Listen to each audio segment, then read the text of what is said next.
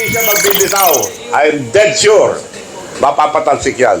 Si Ilocos Norte, na probinsya ng ating BBM, nandun yung mga kalukuhan ako.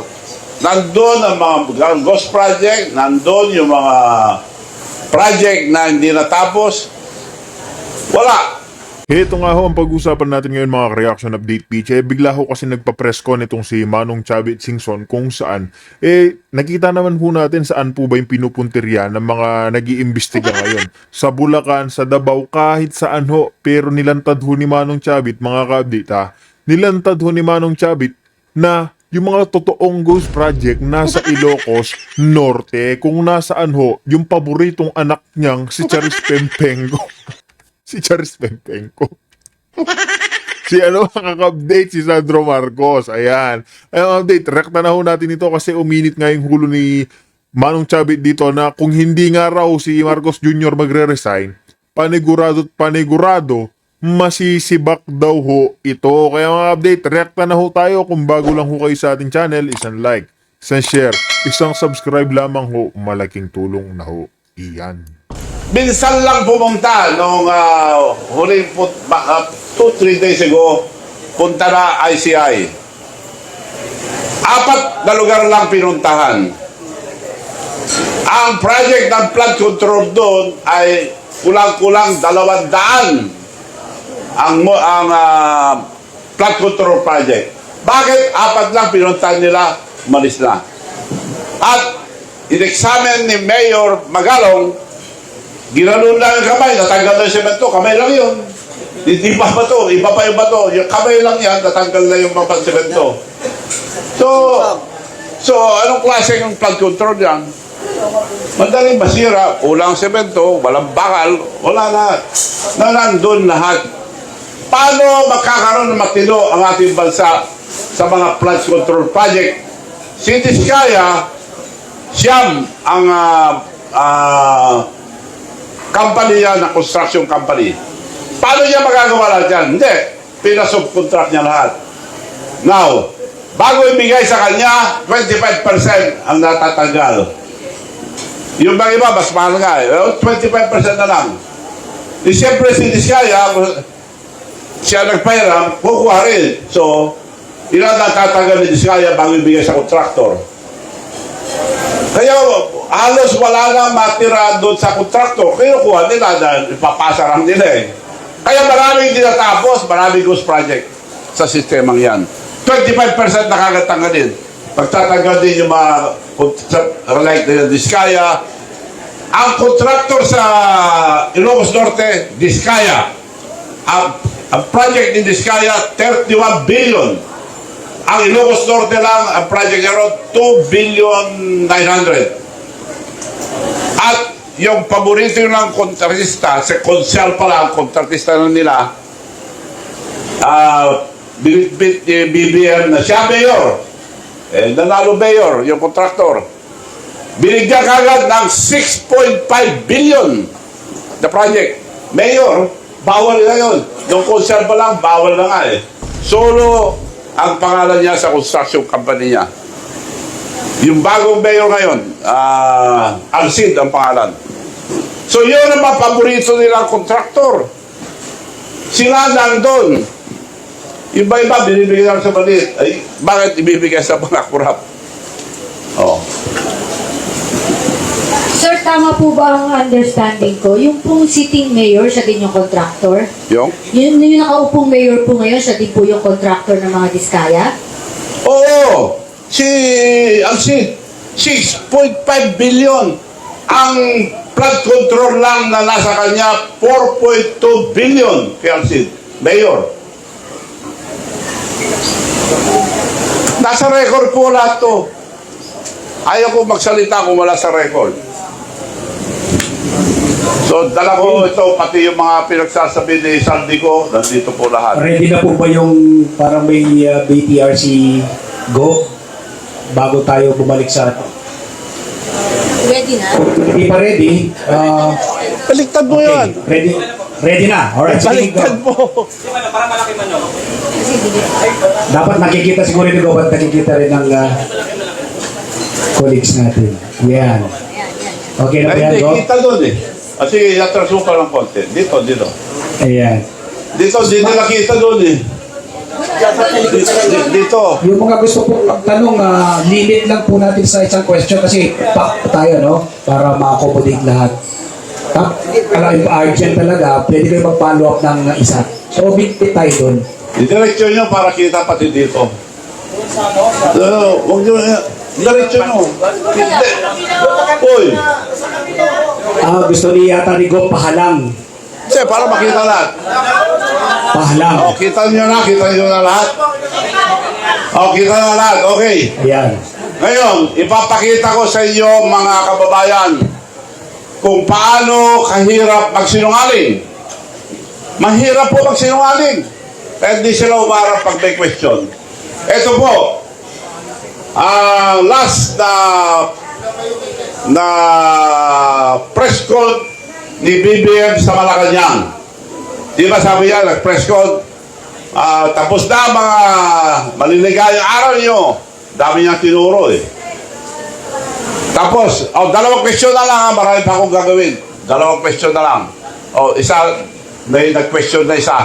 Ito, papakita ko. Kung gaano kahirap ang sinungaling. Sige, pandar mo. Is the speaker included, former speaker included in the list, sir? I don't think so because no. The only evidence that has been made against him is in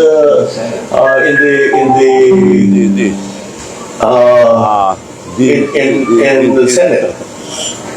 So I don't think so because no.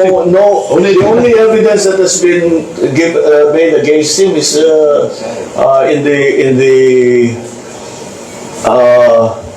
in the Senate. So I don't know. Mahirap magsinungaling. Is the Medyo, ito mo na, tapos na yan. Mahirap po magsinungaling dahil,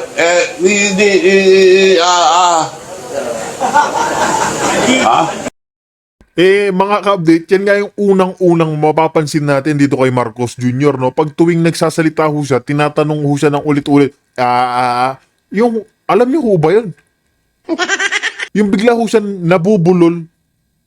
Di ba lahat ho tayo napapansin ho yan. Kaya itong sinasabi ni Senator Amy, mga ka-update, panigurado, malaking katotohanan yan. Ano ho ba yung sinabi ni Senator Amy? Ading ko, umuwi na tayo, tigilan mo na yung pagiging, alam nyo na. Di ba mga ka-update? Hindi, okay lang. Isipakita ko ba sa iyo, mahirap magsinungaling. Yung isa pa, There's one series of questions.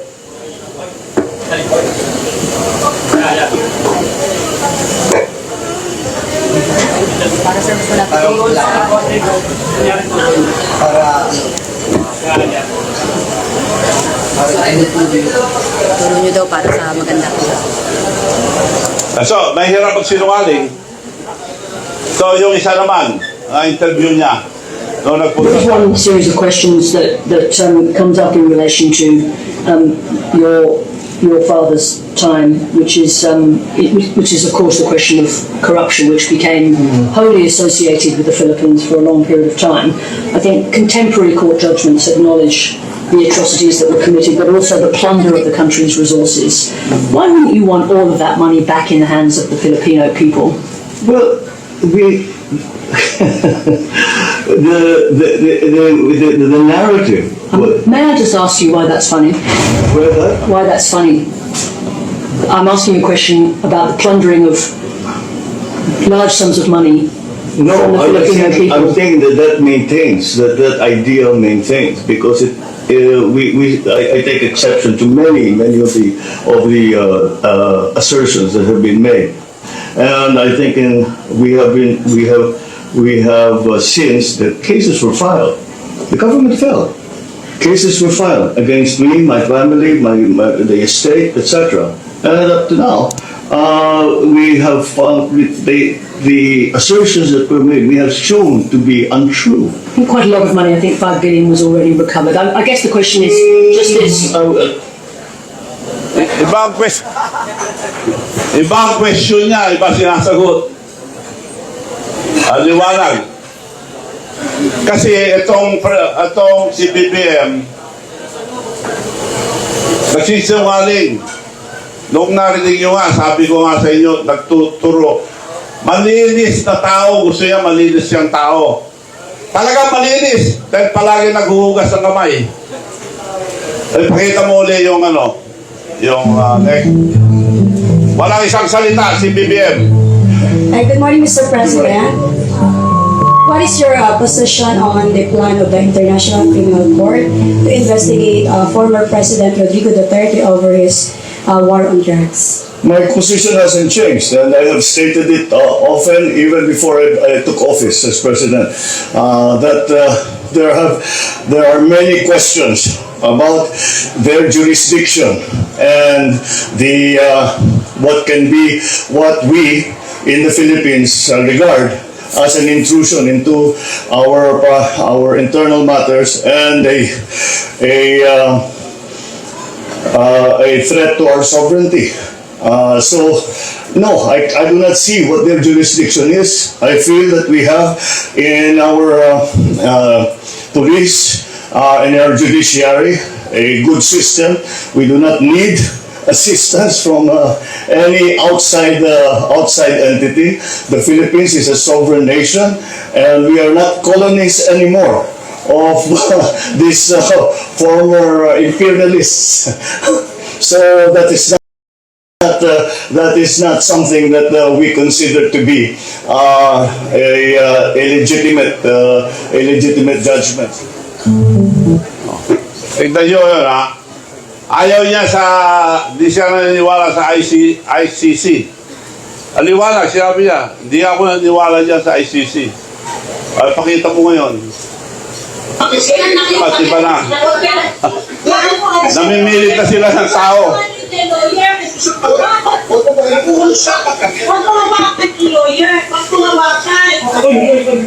Ang nakikita ho nating malaking motibo netong si Marcos Jr. dyan kay Pangulong Duterte, mga kabit, kasi ho, bago pa ho mapakulong si Pangulong Duterte, ilipad ho nila dyan sa The Hague, ICC, Netherlands, mga kabit. Sinasabi ho kasi ni Pangulong Duterte, may tumatakbong presidential candidate na nagsasabog. Adik. Yan ho yung sinasabi ni Pangulong Duterte. Siyempre ho, malaki yung ego netong si Marcos Jr. Ayaw niya ho yan nasasabihan ng ganyan. Sino ba yung pinaparingganan ni Pangulong Duterte? Wala naman hong iba kung hindi siya.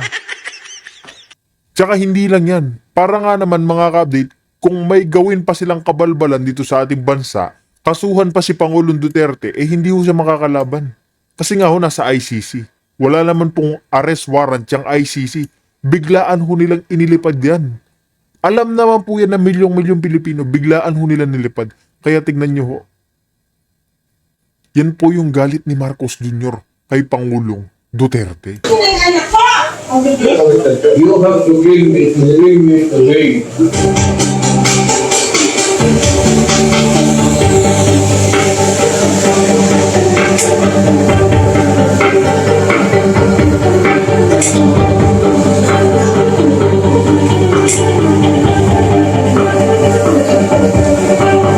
You don't just have to pay.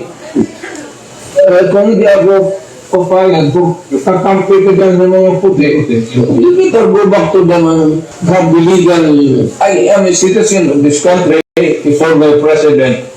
And you show me a piece of paper and you ask me,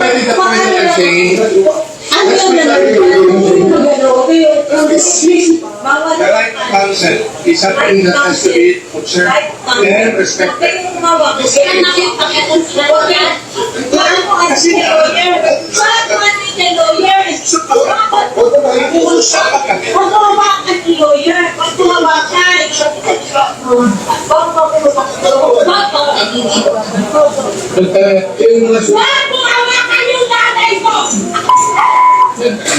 pero yung gobayo, anong kasalanan ko? Tatanong nga. Dito, nandito nung kailan. Dito, tanongin kita, anong kasalanan ko?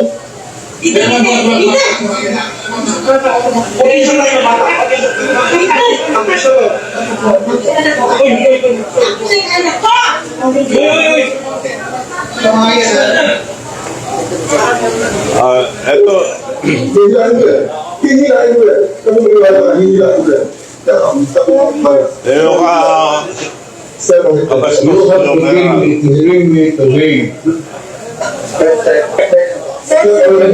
Ang anak mo, pupunta dito. Yes, sir. Hindi pa ako sumunod. Hindi ikaw.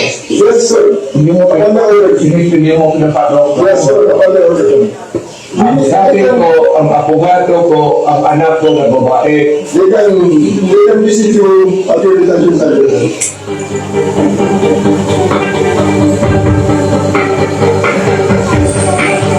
po yun sa Amerika, ewan ko sa other countries. Pag hinuli ng tao na hindi wala sa proseso, mababala yung kaso. And in other countries, ang makababayan nila, mas anong kaso, like US, kung anong kaso yung American citizen dito, pupunta ang embassy para tulungan. Dito sa ating bansa, pinapadala sa ibang bansa. So, iba ang sinabi ni Presidente, iba naman ang sinabi niya ngayon, nakontra niya sinabi niya na hindi siya naniniwala sa ICC.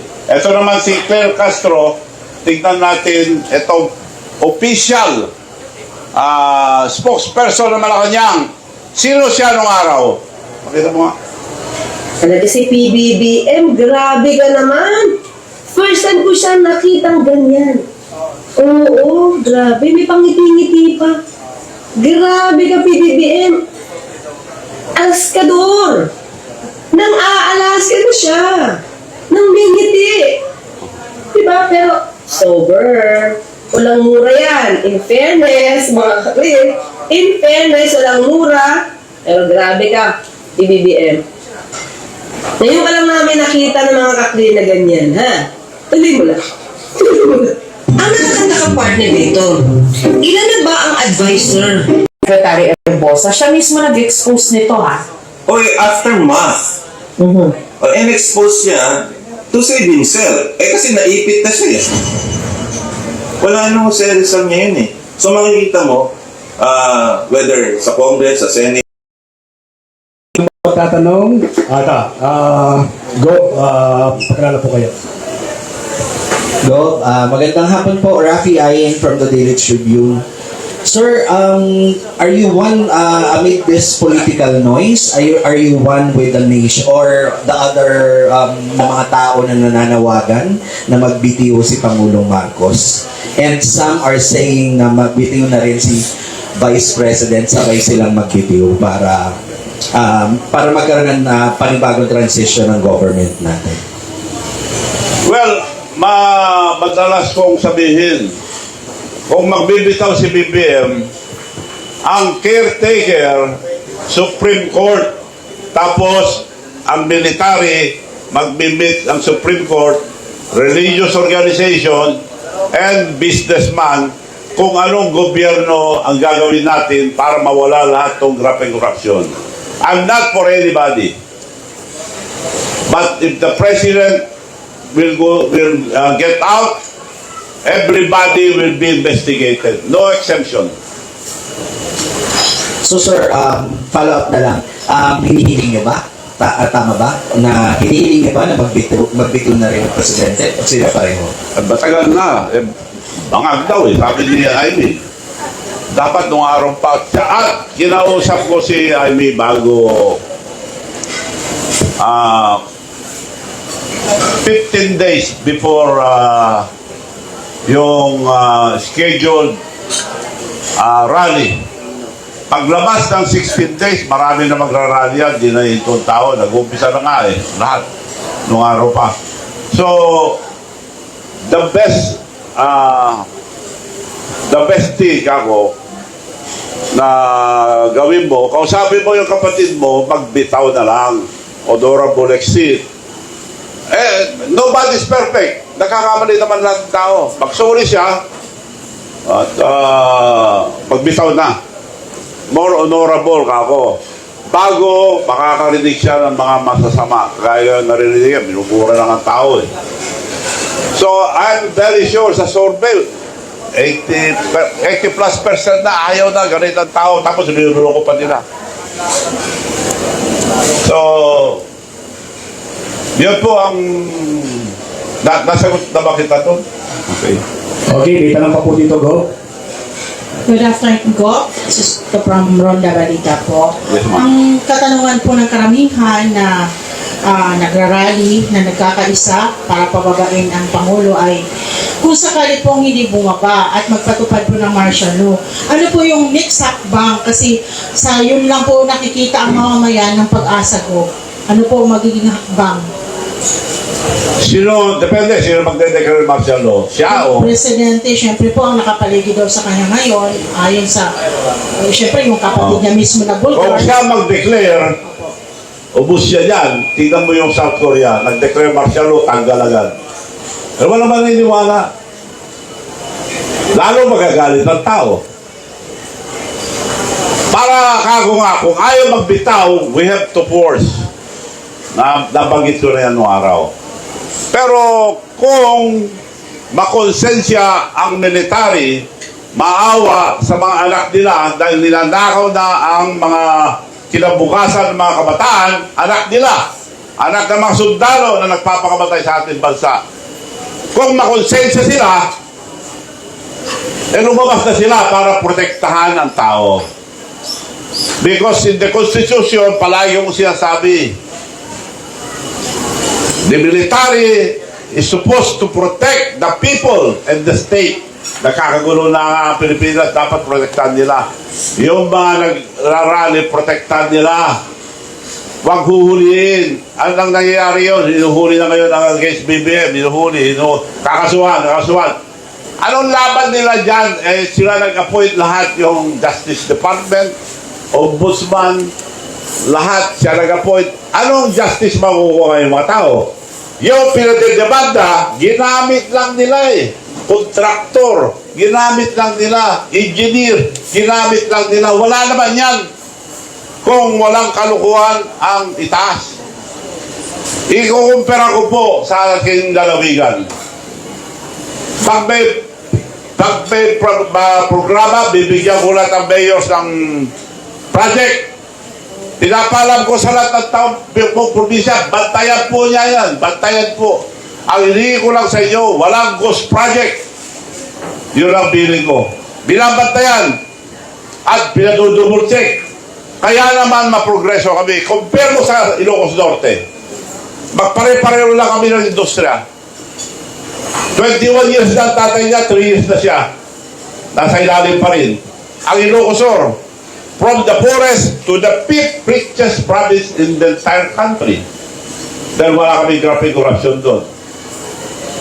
So, from the most notorious, walang tao doon, nung nag-governor ako, most notorious, we are now one of the most peaceful province. At 8 ang hospital po namin doon. Libre po lahat. Libre lahat ang hospital namin. So, contento po tao doon. Awa ng Diyos, 2 eleksyon na, walang kalaban. Yung kapatid ko, yung anak ko, at lahat. Pati board member, walang kalaban. Now, kung ipagawan sila ng batas, ang anti-dynasty, payag ako. Bakit kami dynasty? Kasi lahat yung nilagay ko noon, kumukontra ang dynasty rin, nagtatayo rin ang dynasty nila. Ilang beses na, naglagay ako dyan ng congressman, dynasty rin gusto. Governor, dynasty rin gusto. Pero pinatawag doon lahat. Nung naglagay ako ng mga kapatid ko, kamag-anak, lahat, tuloy-tuloy ang progreso. Gusto ng tao dahil wala kami ginagawa. Now, ang anti-dynasty, although gusto ko, pero kailangan gawa ng batas. At hindi na po, wala na pong penta yung anti-dynasty dahil nung araw, mabibili mo tao, matatakot ang tao. Kaya ayaw kong dynasty road. Ngayon, maski bigyan ka ng pera, hindi kayo bubuto kung masama kang tao. Matalino ng tao ngayon, hindi nakakaya doon. So, irrelevant na yan, dynasty. Kung batas, payo ako, hindi ko dinadepende yan. I'm not justifying the dynasty. Okay. May tanong po dito, Go. Dito naman po. Hello po, Go. Ito. Magandang hapon po. Mac Vincent Mirabuna po from Balita, Manila Bulletin. So, iminungkahi niyo po sa naging panayam ng 1PH sa inyo noong November 11, 2025 na ang sabi niyo po mas maganda na magbitiw na lang si Pangulong Bongbong Marcos sa pwesto para hindi na maulit yung pangyayari na pagpapatalsik sa pamilya nila noon sa Malacanang. Babasahin ko lang po yung sinabi niyo. Ang suggestion ko nga, kung magre-resign si BBM, mas maganda para hindi na siya paalasin ng tao kagaya na nangyari sa mga parents niya. Dagdag niyo pa po, sobrang galit na ang mga tao. So, dagdag po rito, at idagdag na rin po natin yung mga sinabi nila Saldico at ni Senator Amy Marcos. Sa tingin niyo po ba, may posibilidad o mayroong potential na maulit ang extra people power at patalsikin sina Pangulo sa Malacanang? Yun lang po. Kung hindi siya magbibitaw, I'm dead sure, mapapatalsik yan. Kaya sabi ko na kanina, ang mga military, maawa kayo sa mga anak nyo. Kinabukasan na ang mga kabataan ang ninanakaw. Anong mangyayari sa Senado? Isa lang matandaan ko, sinong national hero natin? Jose Rizal. Hindi ko naman nabasa lahat yung buhay niya, pero may nakita ko na hindi ko makalimutan. Ang kabataan, ang pag-asa ng bayan. Ayun na nga mga ka-update, no? Kung may opinion reaction ho kayo, magkomento ho kayo dyan sa ating comment section, pag-usapan ho natin yan. Kung totoo nga naman ito mga ka-update, kung totoong may alam ha mga ka-update, itong kasundaluhan, kapulisan, kung may pakialam sila sa future ng kanilang mga anak o magiging apo, gawin nyo na yung dapat nyong gawin. Hindi lang ho yan. Kung hindi magre-resign si Marcos, mapapatalsik yan. Kaya mga update, dito na ho natin tatapusin ang ating reaction video.